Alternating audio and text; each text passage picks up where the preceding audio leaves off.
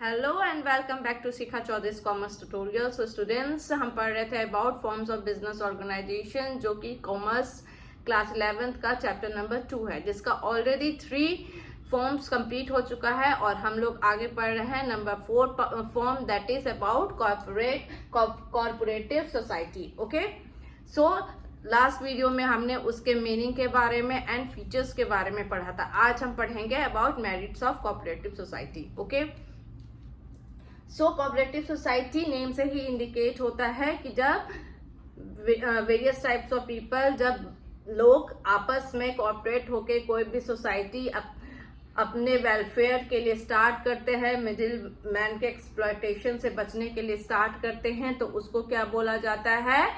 Cooperative society बोला जाता है, जिसका कि रजिस्ट्रेशन बहुत कंपलसरी होता है, जो कि होता है under the cooperative society act 1912। आपका पार्टनरशिप, फिर जॉइंट हिंदू फैमिली बिजनेस या सोल प्रोप्राइटरशिप में हमने पढ़ा था कि इसका रजिस्ट्रेशन कंपलसरी नहीं होता है, बट कोऑपरेटिव सोसाइटी का क्या होता है? रजिस्ट्रेशन इज कंपलसरी, वो करवाना पड़ता है। तभी तो कोऑपरेटिव सोसाइटी एक सेपरेट एंटिटी होता है। ठीक है, इसके किसी भी मेंबर्स के आने या जाने से सोसाइटी पे कोई भी इफेक्ट नहीं पड़ता है, अनलाइक पार्टनरशिप और another form of business organisation.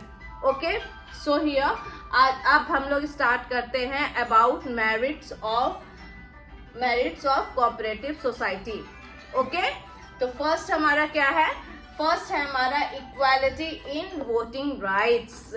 Features में हमने पढ़ा था कि कोऑपरेटिव सोसाइटी का जो मैनेजमेंट एंड कंट्रोल होता है थ्रू एक मैनेजिंग कमिटी के थ्रू होता है। और मैनेजिंग कमिटी कैसे होता है? थ्रू कैसे बनता है? उसके मेंबर्स कैसे अपॉइंट होते हैं? Through voting of what? Voting of people जो कि ऑलरेडी कोऑपरेटिव सोसाइटी के ही मेंबर हैं। इसमें क्या सभी मेंबर्स वोट करते हैं? क्या सभी का इक्वल वोट होता है? तो जी हाँ, बिल्कुल सभी मेंबर्स का इक्वल वोट होता है, इक्वालिटी रहता है वोटिंग में। ऐसा नहीं होता है कि अगर कोई मेंबर ज्यादा कैपिटल लाया है तो उसको ज्यादा वैल्यू मिलेगा और कम कैपिटल कोई लाया है तो उसके वोटिंग को कम वैल्यू मिलेगा। नहीं, इक्वालिटी होता है वोटिंग राइट में। ओके, सेकेंड हो गया हमारा लिमिटेड लायबिलिटी। लायबिलिटी क्या होती है? लिमिटेड होती है, जिसके कितनी लिमिटेड होती है?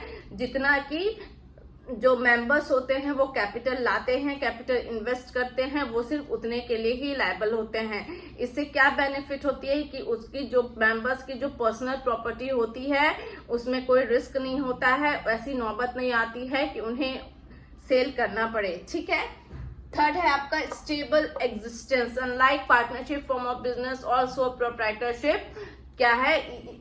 कोऑपरेटिव सोसाइटी क्या होता है? स्टेबल होता है। किसी भी मेंबर के आने या जाने से cooperative society forms of business organisation में कोई इफेक्ट नहीं पड़ता है।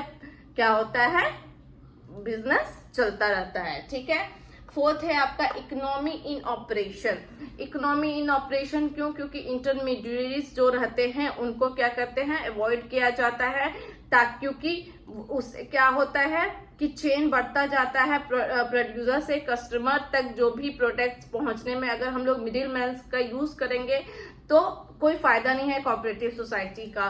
तो मिडिल मैन क्या करते हैं? रेट बढ़ा के वो एक्सप्लॉइट करेंगे ही। आप मेंबर्स सोसाइटी को, जो पब्लिक को, वो और मनी इंक्लूड करके देंगे ही। ठीक है, तो कोऑपरेटिव सोसाइटी क्या करते हैं? इंटरमीडिएट्स को, मिडिल मैन को हटाती है और प्रोड्यूसर से कस्टमर तक डायरेक्ट लिंक है, वो डायरेक्ट क्या करती है?